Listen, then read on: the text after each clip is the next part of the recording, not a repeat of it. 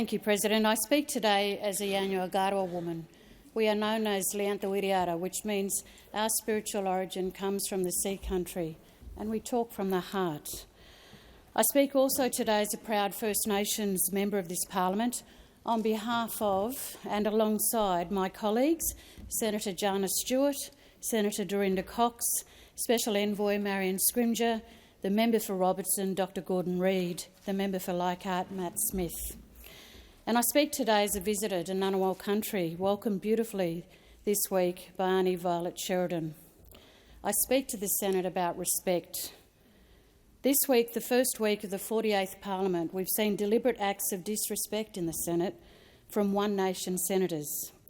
We've seen those senators come into the chamber for the Acknowledgement of Country, a long-standing part of the Senate order of business, purely to make an incredibly childish stunt, and a very hurtful one, of turning their backs on that proceeding. These senators aren't required to be in their Senate for the Acknowledgement of Country. In fact, they haven't been in the past. But they do now, whether it is for attention or for clickbaits, whether it is to cause offence, whether it is to stoke division. These senators have made a deliberate decision to disrespect First Nations Australians. You'd think that have learned lessons from the election, President. You'd think that have heard the clear message from the Australian people in May. The politics of culture wars were rejected.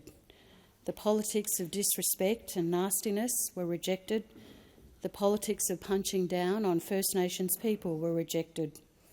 And we've just had 3 years of people in this place trying to do the opposite of that. Attacking welcomes to country, attacking acknowledgements of country, and trash-talking First Nations communities and representatives, undermining efforts to show respect for First Nations Australians. And the Australian people made their rejection of that division and cynicism very, very clear. Our government is committed to a different way of operating, and we listen to people and we treat them with respect, even when we do not agree with them. We won't be swayed by the gales of divisive culture wars, wherever it comes from. Our government knows that the key to our success regarding First Nations people and on all issues is an approach of respect, listening and approaching with a mind open to the truths of the past. And our government doesn't attack First Nations Australians but recognises them. We see them, we hear them. Our government will continue to listen to the people who have been here for countless generations, from Fitzroy to Fitzroy Crossing. The longest continuing culture on earth. Our government engages with First Nations peoples, seeks the benefit of their experiences to build the success of this country as a whole. Our government acknowledges them and their dignity. And that's what an Acknowledgement of Country is about, President. As the Prime Minister put it on Monday, it is a respectful way of us beginning our deliberations here in Canberra, which of course means meeting place. And it is a reminder as well, while we all belong here together, that we are stronger together and we belong. What a Welcome to Country does is hold out like a hand, warmly and graciously extended, an opportunity for us to embrace and to show a profound love of home and country. I urge those senators, in particular the new senators, take a moment of how important it is and how precious it is to stand here as a senator in this Senate representing your state and indeed representing all Australians, including First Nations people. Respect and acknowledgement goes both ways. I urge all senators to remember who you work beside, who you walk with, and even when we disagree, we have a chamber here where we can discuss in a manner that is far more respectful than we've seen in these previous days. Senator Hanson. Thank you very much. Well, Senator, you need to seek leave. I seek leave to make a short statement. Is leave granted? Leave is granted for 5 minutes, Senator Hanson. Thank you very much. Senator Malarndirri and the other members of the caucus, First Nations caucus, as you call yourselves, I do understand and respect, and you're asking for that respect, and, you know, as Australians. All we do, or One Nation does, and the rest of Australian people, is we're wanting the same respect back.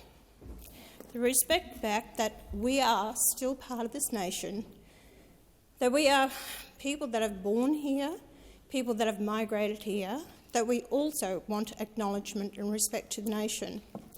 To constantly be told this is not your land, Aboriginal land always was, always will be.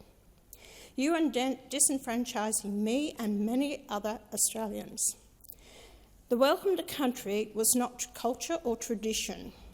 It was actually introduced into Australia by Ernie Dingo in the 70s in relation to New Zealand having the haka. Welcome to Country has not been a tradition of this parliament and has only just been introduced in the last few years. This has not been a stunt that I pulled just this week. I have turned my back on it for the past 3 years. Yeah. I am acknowledging the Australian people who voted against the voice. They don't want this division that's happening in our country. They are fed up with Welcome to Country. They want to see an end to it. To arrive on a plane in every state across this nation, or, you know, to get a Welcome to Country, people don't want that. They don't want this division. We have seen land handed back, and we've seen Australians stopped from going to certain places in this country because they're not welcomed there. This is their land. They can't go to Mount Warning, the Grampian Mountains. They can't go to certain parts. They can't do the things that every Australian should be entitled to. We are treated totally different in many areas. I understand the demise of the Aboriginal and Torres Strait Islander people. I've visited their communities. I've spoken to them. You haven't got the support of Welcome to Country from every Aboriginal. A lot of them out there have contacted me and said, we are over it as well. We don't want this division in our nation. So it's the stance that I've taken to speak up on behalf of those Australian people that don't want this division. I don't want to have to do this. Order. But the whole fact is that I am actually speaking up on behalf because people don't know how else to protest over this. It's dividing us as a nation, as a people. Everything that I've said right from the very beginning I ever came into Parliament in 1996, my first statement was equality for all Australians. Yeah. But we're being treated totally different. It doesn't matter whether it's education, whether it's jobs, whether it's welfare, whether it's whatever it is. There is no definition to Aboriginality. And a lot of people claiming to be Aboriginal of this nation, they're not, because they can say it. That needs to change. As I said before, I'll say it again. When you recognise and respect us and say that we accept you as our equals in this nation, that we are all Australians together, I never hear it. And where is the protest that I hear of when the Aboriginal flag, not the Aboriginal flag, when the Australian flag is burnt in protest? Why should that be allowed? Order. That is not right. I've seen protests from Aboriginal people. I've seen the racism that's been thrown at me because I dare raise issues and I call for equality, so I'm supposed to be the racist of in this nation because I question things. That's not racism.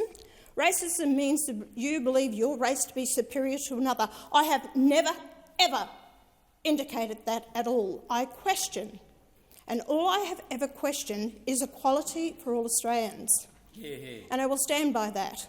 And I've been the one who's actually gone up to these communities, come back to see the Minister for the Aboriginal Affairs, and I've advocated for jobs at Uluru, Ayers Rock, for those people there. I've advocated for housing up at North Queensland, Bamaka.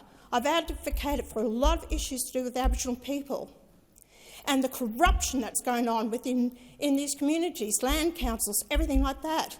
I've advocated for these people. A lot of Aboriginals come to me. Senator Hanson, the time for us Your contribution Thank has you. expired.